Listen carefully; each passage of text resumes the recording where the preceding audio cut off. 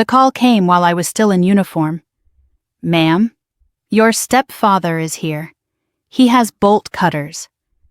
For a moment the world went very quiet, not because I was afraid, but because I'd been waiting for this exact sentence. For years. I could picture him standing in front of that downtown storage unit, jaw-tight, hands shaking with entitlement, convinced that whatever my father left behind belonged to him now. He thought the lock was the last obstacle. He had no idea the lock was never the point. I didn't raise my voice. I didn't tell the manager to stop him. I smiled, reached into my desk, and touched the one thing he would never find, the real key. I have never told my mother what my father left me in that storage unit downtown. Not when he was alive, not after he died, and definitely not after she remarried. Some people think secrets are born from guilt or fear. Mine wasn't. Mine came from instinct, the same kind of instinct that keeps you alive when you're serving overseas, when you learn to read a room before anyone else does. When you understand that silence sometimes is preparation. My father taught me that. He was the kind of man who believed in paperwork and backups, in plans that outlived emotions. When I was younger, I thought it was paranoia. Now I know it was love expressed quietly. He never raised his voice, never made dramatic speeches. He just prepared. When he died, there was grief, of course, the kind that sits heavy in your chest when you realize there are questions you'll never ask. But there was also a folder, and a key, and instructions written in my father's careful handwriting. Do not rush. Do not explain. Keep this private. The storage unit sat in the center of the city, tucked between a nail salon and a shipping warehouse. 10 by 10, climate-controlled, unremarkable. My mother thought it held old furniture and tax papers. She once suggested cleaning it out to save money. I told her I'd handle it when I had leave. I never did. 2 years after my father passed, my mother met Robert. He introduced himself as charming but humble, a widower who understood loneliness. He brought flowers, fixed small things around the house, complimented my service in the military with a kind of performative respect that felt rehearsed. He said things like, "Your daughter's uniform must make you proud," while his eyes lingered a second too long on the house itself. I was stationed states away when they married.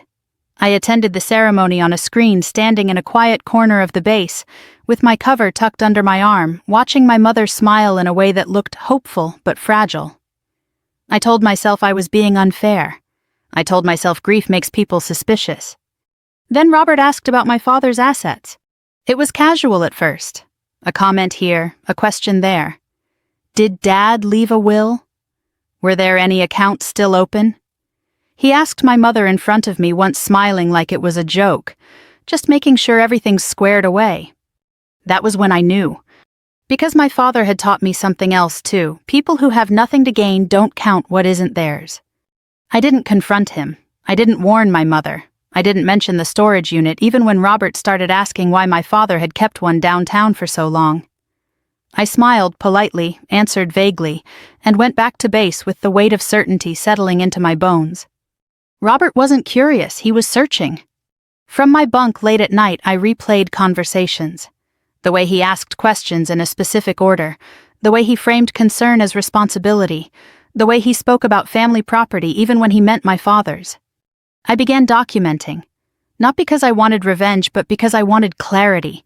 Dates, phrases, emails, text messages my mother forwarded without thinking, asking if I knew what Robert meant by liquidating unused assets.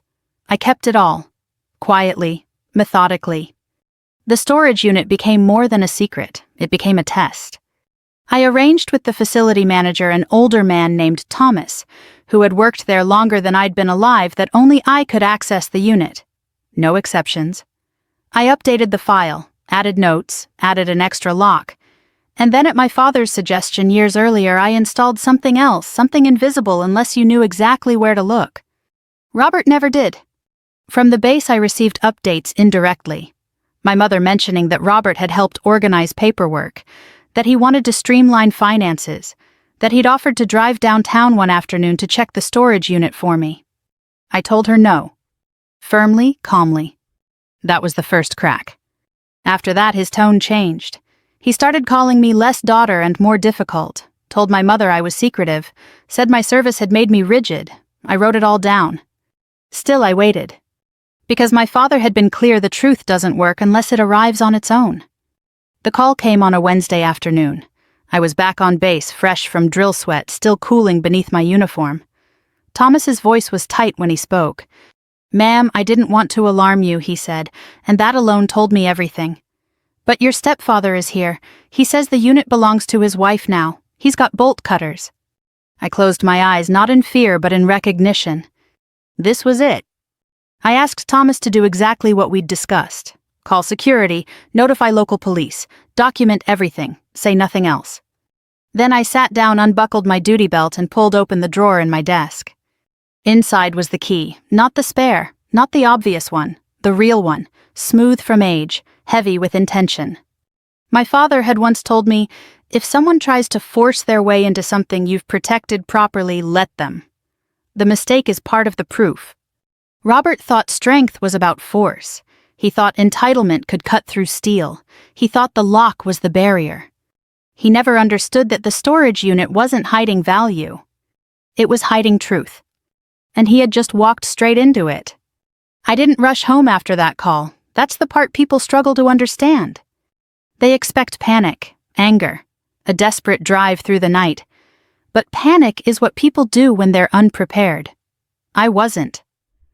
I stayed where I was sitting on the edge of my bunk, listening to the hum of the bass settling into evening routine, and I let myself think. Because this story didn't start with bolt cutters. It started years earlier, in the quiet months after my father died, when the house still smelled like his aftershave and old books, and every room felt slightly off balance, like a table missing one leg. My mother moved through those days on autopilot. I moved through them with purpose. Not because I was stronger, but because someone had to remember details. My father had always been a man of details.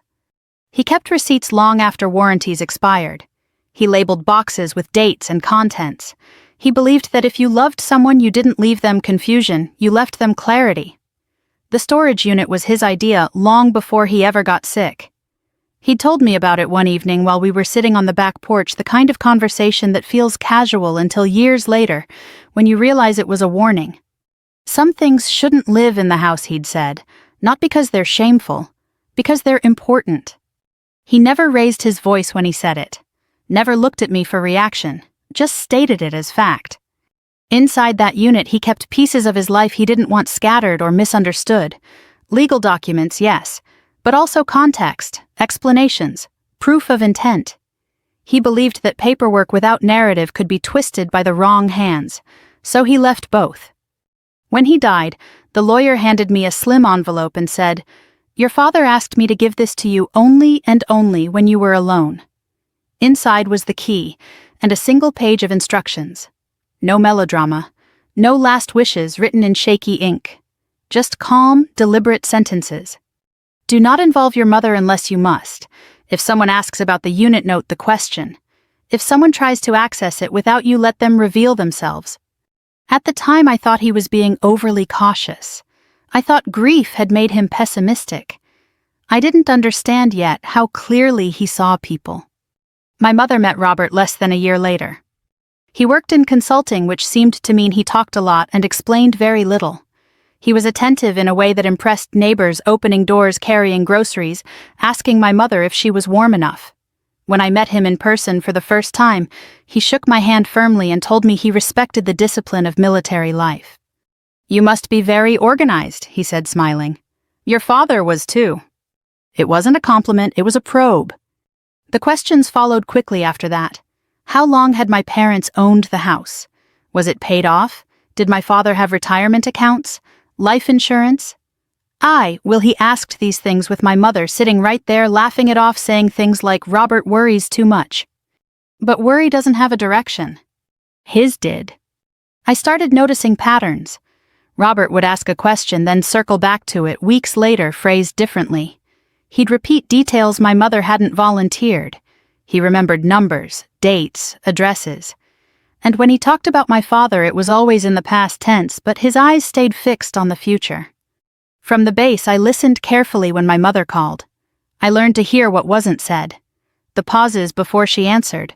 The way she'd lower her voice without realizing it. The way Robert's opinions slowly became facts in her sentences. "He thinks it would be simpler if everything was in one place," she told me once, "just for emergencies." Emergencies were always his excuse. I asked her what he meant by everything. She hesitated, then said, "You know, accounts papers, that storage unit your dad had. He doesn't understand why you still keep it."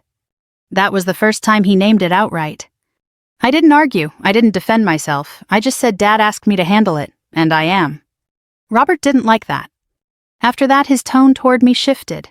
Not openly hostile, never that obvious, but edged with implication. He suggested I was hiding things. That military life had made me distant, that I didn't trust my own family. And that was when I knew exactly what he was doing. He wasn't trying to access the storage unit yet. He was trying to isolate the narrative around it, to make my mother question my motives, to make her feel uncomfortable with my authority over something he wanted control of. So I did what my father would have done. I documented. I kept a private log stored digitally and backed up twice.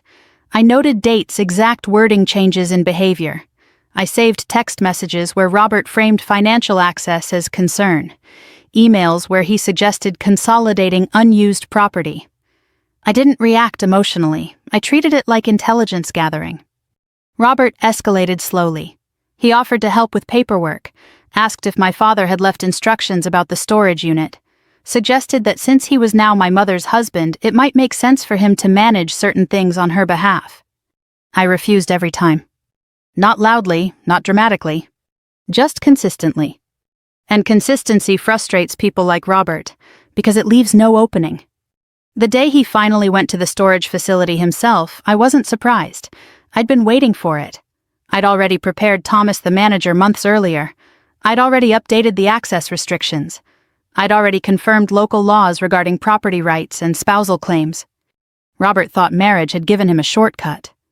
What he didn't realize was that my father had anticipated exactly that assumption. As I sat on my bunk phone resting in my palm after Thomas's call, I felt something I hadn't expected. Not fear, not anger. Relief. Because when someone shows up with bolt cutters, they stop pretending. They stop framing greed as responsibility. They stop hiding behind concern. They reveal themselves. And my father had built everything around that moment. I stood, slid the key back into its place, and made a call of my own. Not to my mother, not to Robert. To the lawyer. "Something's happening," I said, "and I think we're exactly where my father expected us to be." I didn't tell my mother what was happening at the storage facility that day, not yet. That restraint wasn't cruelty, it was strategy. By then I understood something my father had tried to teach me without ever putting it into words. When someone is being manipulated, the truth has to arrive in the right order, or it gets rejected on impact. My mother was still inside the story Robert had written for her. In his version, he was the responsible husband, the one cleaning up loose ends, the one making sure nothing important was being hidden from her. And I was the distant daughter, too rigid from military life, too secretive, too controlling of things that should have belonged to the family now. He'd been planting those ideas for months. I heard it in my mother's voice when she called me later that evening. She sounded tired, careful, like she was choosing each word after consulting someone standing just out of frame. "Robert said you were upset about the storage unit," she began. I let the silence stretch for a moment before answering. "What did he say I was upset about?" She hesitated. "He thinks you don't trust him. He said you wouldn't even let him check on your father's things, that it feels excluding." Excluding. That was his favorite word lately. "I'm not upset," I said calmly. "And I'm not excluding anyone. Dad asked me to handle that unit, and I am." "But he's my husband now," she said softly. "He worries about me." There it was. The pivot. Concern reframed as entitlement. I could almost hear Robert in the background nodding along, satisfied that the seed had taken root. "I know he worries," I said, "but worrying doesn't create ownership." She didn't answer right away. When she did, her voice was defensive. "Why are you being so cold about this?" I closed my eyes. This was the moment I had been waiting to avoid. Because if I pushed now, if I told her about the bolt cutters, the attempted break-in, the legal restrictions, Robert would twist it instantly. He'd say I was exaggerating, overreacting. that I'd misunderstood his intentions. So I didn't push. "I'm not being cold," I said. "I'm being careful." She sighed, and I heard the distance settle in. "You've changed," she said, "since the service." That one hurt more than I expected. Not because it was true, but because it wasn't hers. After we hung up, I added the call to my log. Date, time, exact phrasing. I noted how quickly Robert had turned a failed break-in into a story about my lack of trust. How efficiently he'd made himself the wounded party. This was the pattern my father had warned me about. Isolation never starts with distance, it starts with doubt. Over the next week, Robert escalated. Not openly, not in ways that would alarm anyone outside the house. He did it in small, cumulative moves. He began answering my mother's phone for her. He suggested she stop forwarding me mail until everything was sorted. He told her it might be best if she didn't mention finances to me anymore since it upset me. Each time my mother complied a little more, not because she agreed, but because resisting him required energy she didn't have. Grief had already taken so much from her. Robert was offering simplicity, a single voice, a single plan. That's how control works when it's done well.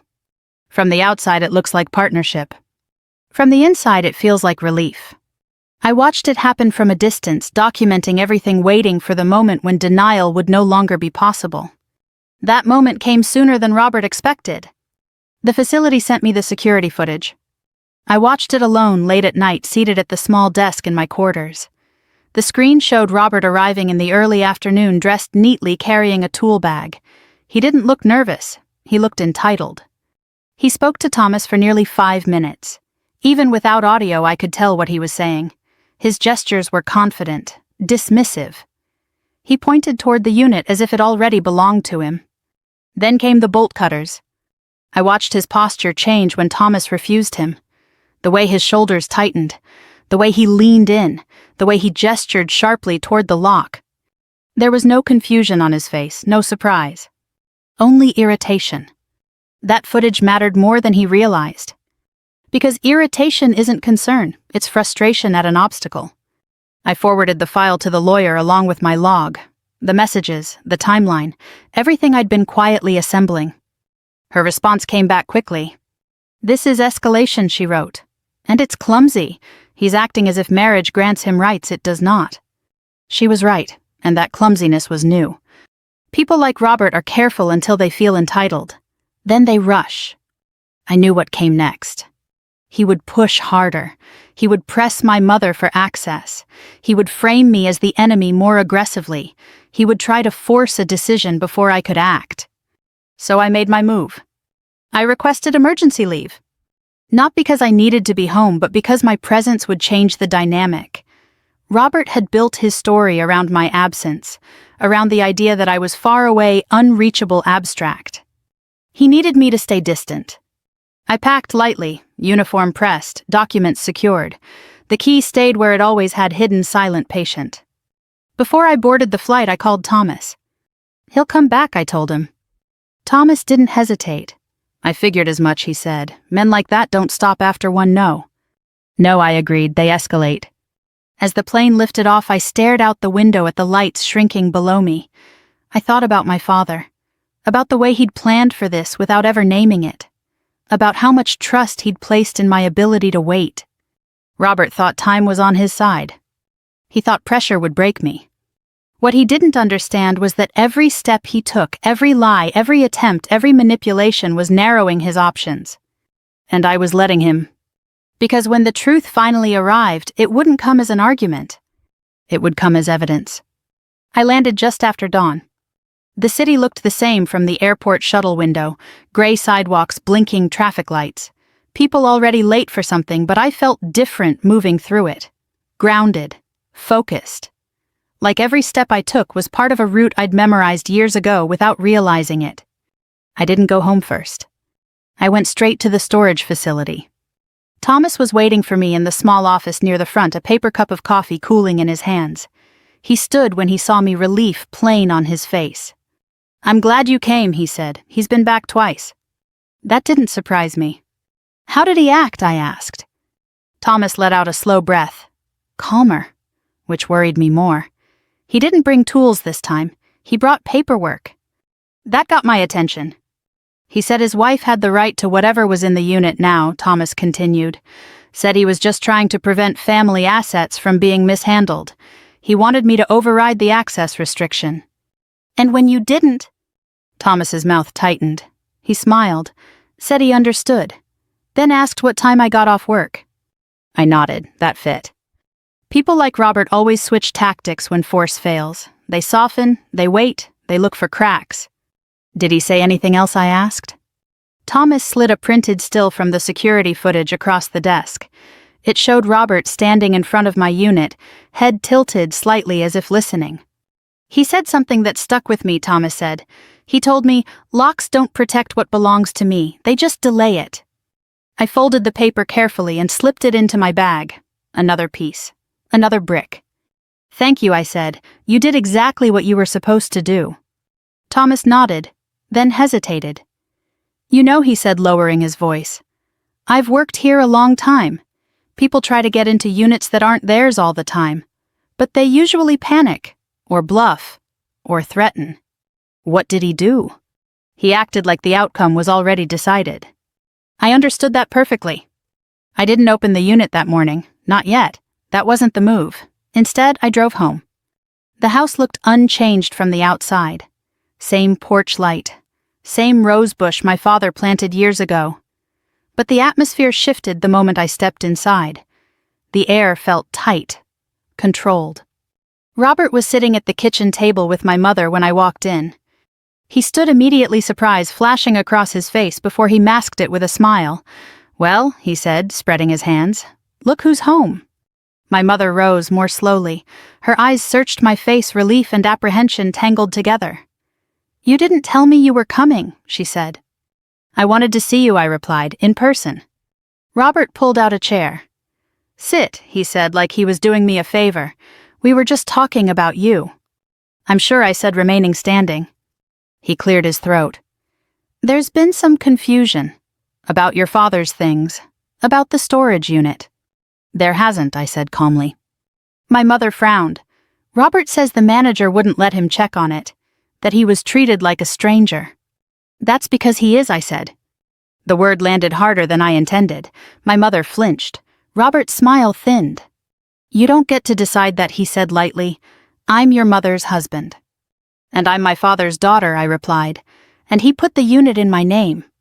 Robert leaned back, crossing his arms. Marriage changes things. Not legally, I said. My mother looked between us. Why are you both acting like this? She asked. Why is this unit such a problem? I took a breath. This was the edge of the moment my father warned me about, the point where truth could either clarify or collapse. Because I said gently someone tried to break into it.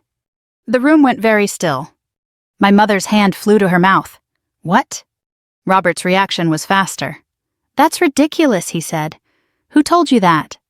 The manager, I replied, and the security footage. He laughed sharply. So now you're accusing me of what, being a criminal?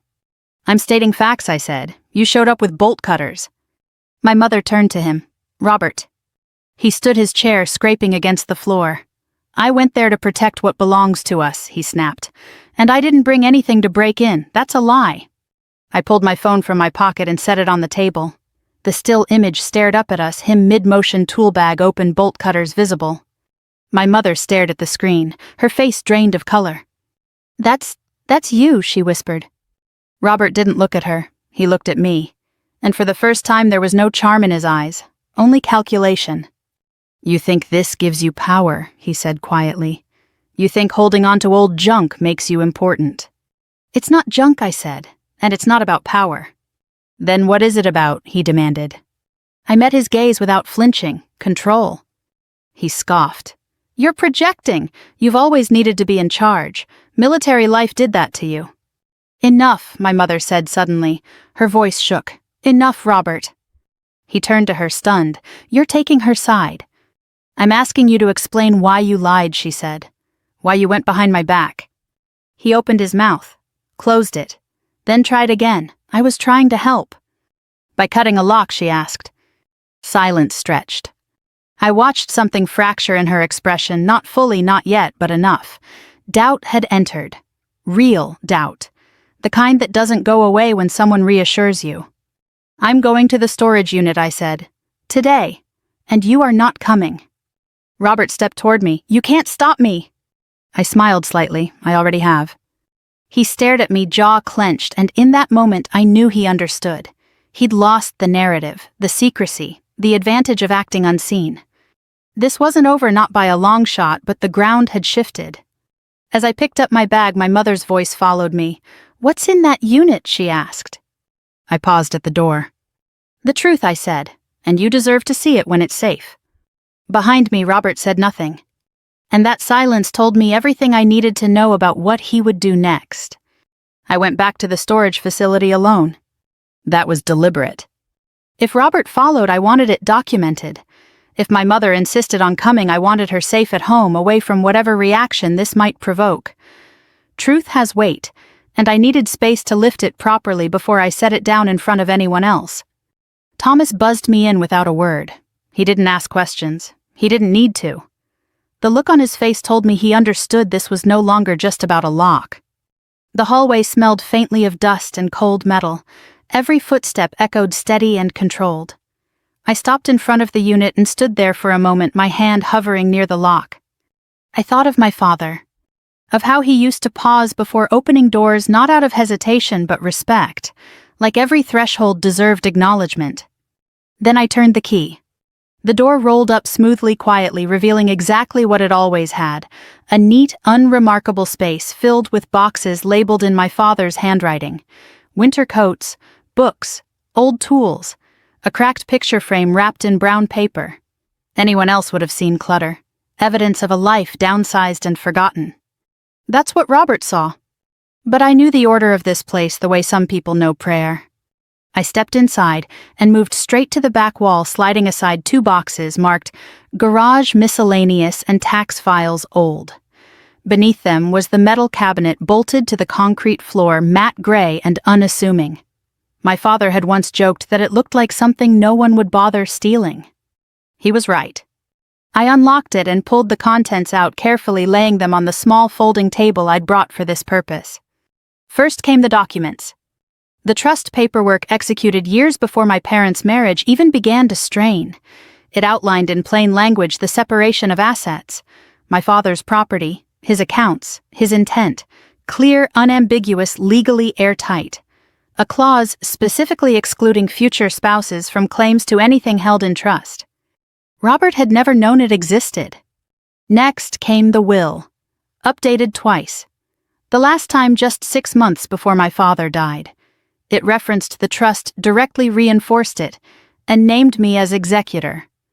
Not because he didn't trust my mother, but because he knew exactly how grief could be exploited. Then came the life insurance policy. Beneficiary the trust. Not my mother, not a spouse, not anyone who could be persuaded or pressured into signing something they didn't understand. Robert had been hunting blind. And then there was the envelope. It was thicker than the rest, sealed with a strip of tape my father had pressed down carefully, as if even the act of closing it mattered.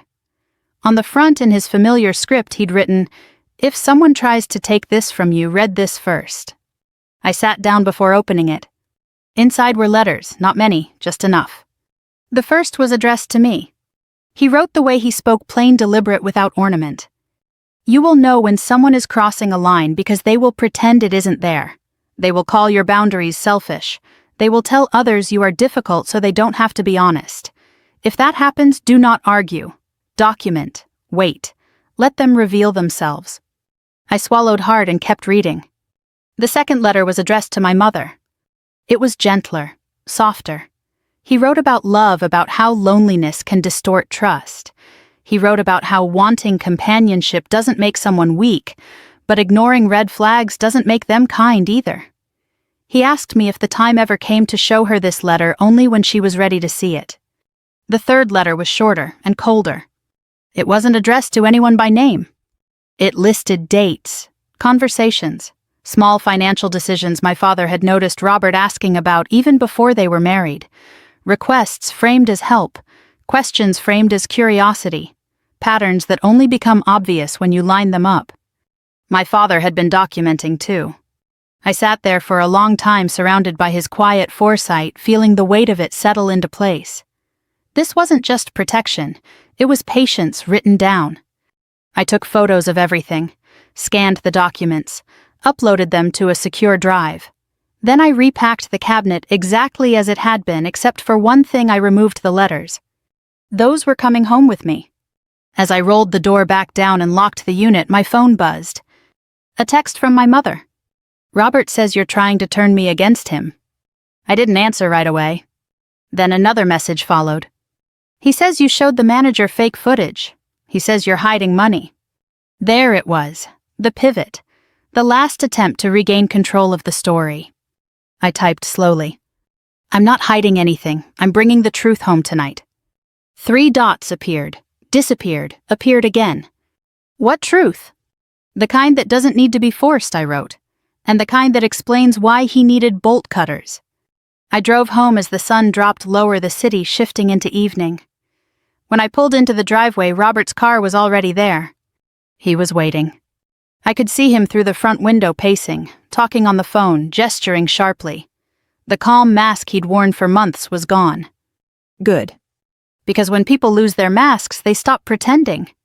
And pretending had been the only thing keeping him in the house. I parked, grabbed the envelope from my bag, and stepped out of the car. Whatever happened next, I was done waiting. Robert opened the door before I could reach it. He didn't greet me, didn't pretend. The anger was right there on his face, raw and impatient, like he'd finally decided the polite version of himself was no longer necessary. "We need to talk," he said. "I know," I replied, stepping past him into the house. My mother stood near the living room window, arms folded tightly across her chest. She looked smaller than I remembered. Tired in a way sleep doesn't fix. When she saw the envelope in my hand, her eyes flickered with recognition and fear. "What is that?" she asked. "Something Dad left," I said gently, "for both of us." Robert laughed sharply. More secrets. I set my bag down on the coffee table and turned to face him. "You don't get to frame this as secrecy anymore." He scoffed. "You think a few papers give you authority over this family?" "No," I said. "They give me evidence." That word landed differently. He felt it. I saw the calculation return to his eyes the way it always did when he thought there might still be a way to pivot. My mother stepped closer. "Robert," she said quietly, "I need you to listen." He didn't look at her. "She's manipulating you," he said. "That's what she's been doing from the start. She doesn't trust anyone. She never has." I opened the envelope and took out the first letter, the one addressed to my mother. I didn't hand it to her yet. I just held it up so she could see her name written in my father's handwriting. "She deserves to hear this," I said. Robert lunged forward. "That's private." "So was the storage unit," I replied. He stopped. Not because he'd been convinced, but because he'd been caught. My mother took the letter with trembling hands and sat down. She read silently at first. Then her lips began to move, tracing the words. Her breathing changed, deepened, slowed. When she reached the end, she pressed the paper to her chest and closed her eyes. He knew she whispered. Robert turned to her sharply. "Knew what?" "That I might be lonely," she said. "That I might want someone so badly I'd stop asking questions." He shook his head. "This is ridiculous. He's gone. He doesn't get to control our lives from beyond the grave." "He's not controlling anything," I said. "He's explaining." I laid the trust documents out on the table one by one, clear headings, dates, signatures. I watched Robert's face as he scanned them. The confidence drained from his posture with every page. "This is fake," he said finally. "It's been filed for years," I replied. "Verified, recorded, reviewed." My mother looked up at him. "You told me there was no trust." "I told you what you needed to hear," he snapped. The silence that followed was thick and final. I placed the last item on the table, the still image from the security footage. Robert standing in front of the unit. Bolt cutters visible. Intent unmistakable. My mother stared at it for a long time. "You went behind my back," she said. "I was protecting us," he insisted. "She was hiding things. I did what I had to do." "No," she said, standing now. "You did what you wanted." He rounded on me. "This is your fault. You pushed me into this." I didn't raise my voice. "No, you escalated because you thought time would force compliance." He took a step toward me. You think you've won? I met his gaze steadily. I think you've run out of moves. That was when the doorbell rang. Robert froze. I walked to the door and opened it. The officer on the porch nodded politely. Behind him stood Thomas. Ma'am, the officer said we received a report regarding an attempted forced entry at a commercial storage facility. Robert's mouth opened, closed. This is a misunderstanding, he said, quickly stepping forward. Family matter. The officer's eyes flicked to Thomas, who shook his head. We have video, Thomas said, and prior notice that this individual was not authorized. The officer turned back to Robert. Sir, I'm going to need you to step outside. My mother's voice cut through the room. Robert, do it. He looked at her like he was seeing her for the first time, not as an ally, not as leverage, as an obstacle. This isn't over, he said to me as he passed. I didn't respond. Outside, the officer spoke quietly. Robert's protests rose, then softened, then sharpened again. I watched from the doorway as the dynamic shifted, control replaced by compliance. When it was over, the officer returned my ID and nodded. You did the right thing, he said. After they left, the house felt hollow, quieter than it had in months. My mother sat down slowly. I didn't want to see it, she said, but I do now. I sat beside her. I know. She reached for my hand. Thank you for waiting. I squeezed her fingers. Dad asked me to. Outside, Robert's car was gone. Inside, the truth finally had room to breathe. The house felt different the next morning. Not quiet or just honest. Sunlight moved across the kitchen table where the papers had been laid out the night before. My mother sat there with a cup of tea she hadn't touched, staring at the trust documents, like they might rearrange themselves if she looked long enough. She looked older in the daylight, not weaker, clearer, as if something heavy had finally been set down. I keep thinking about all the moments I ignored, she said softly. The little things. That's how it works, I replied. No one walks into a trap they can see. She nodded. He always said he was just trying to help, that he didn't want me to worry. I didn't say what I was thinking, that worry had been his tool, not her burden. She'd get there on her own. Healing doesn't happen on a schedule. We spent the morning doing practical things, changing passwords, calling the bank, freezing accounts Robert had accessed under the guise of convenience. The lawyer joined by phone, calm and precise, explaining next steps in language that cut through confusion without adding fear.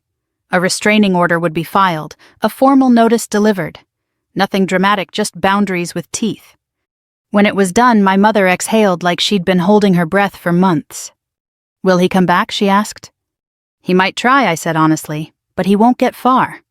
She studied me for a moment. Your father trusted you with all of this. He trusted the plan, I replied, and he trusted that you'd be ready to see it when it mattered. Her eyes filled, but she didn't look away. I wish I'd listened sooner.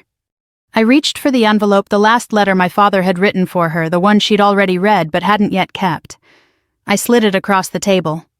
He wrote this for the moment you stopped apologizing for wanting peace, I said. Not for choosing him, for choosing yourself. She pressed the letter flat with her palm, steadying it, steadying herself. I forgot what it felt like to have choices, she whispered. In the afternoon, we went back to the storage unit together. Not because we needed anything from it, but because it was time. Thomas greeted us with the same quiet professionalism he'd shown from the beginning. He didn't ask questions. He just unlocked the gate and stepped aside. When my mother saw the unit, really saw it not as a burden, not as a secret, but as a space my father had built to hold context, she stopped. Oh, she said, this is him. I nodded. We rolled the door up and stood there for a while, letting the smell of dust and old paper settle around us. She touched a box labeled in my father's handwriting and smiled through tears. I thought he was letting go, she said. I didn't realize he was organizing.